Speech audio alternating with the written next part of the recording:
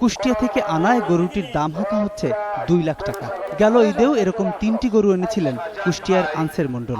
1.5 লাখ টাকার মতো দাম হয়েছে এখন আপাতত, তাতে তেমনটা পড়তে আমার আসছে না বলে দিচ্ছে না। আরেক খামারি বাবুল মণ্ডল, গেলবার ভালো দামে বিক্রি হয়েছে তার গরু। এবার তিনি এনেছেন 11টি গরু। বাবুল মণ্ডলের মতো অন্য খামারিদেরও আশা সঠিক দামে পশু বিক্রি করার।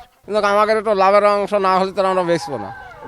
আমাকে ধরেন আইসি দেশে অত খাটাখাটনি করে কিছু লাভ করবই। রাজধানীর আফতাবনগরের এই হাটে ট্রাক বোঝাই করে আসছে কোরবানির পশু। ছুটির দিন সকালে পছন্দের পশুটি কিনতে ক্রেতা সমাগমও কম নয়। তুলনামূলক দাম একটু বেশি মনে হচ্ছে, তো ইচ্ছা ছিল আজকে নিয়ে যাওয়ার জন্য, বাট এখন পর্যন্ত কোনো বনিমানা করতে পারিনি। ওয়েট করছি, একটু পরে রেস্ট নিয়ে আবার বের হব।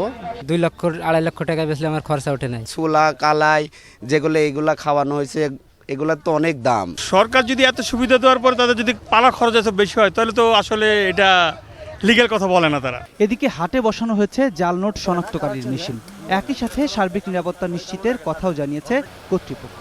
প্রশাসনের দৃষ্টি আকর্ষণ করছি, কেউ যাতে কারো গরু জোর করে না নিয়ে যেতে পারে। ব্যাপারীরা যেখানে যেতে চাবে সেখানে স্বাচ্ছন্দ্যে যাতে যেতে পারে। আমরা 10টা ওয়াচ টাওয়ার করছি, তারপরে বিপুল সংখ্যক অফিসার ফোর্স আমাদের মোতায়েন আছে।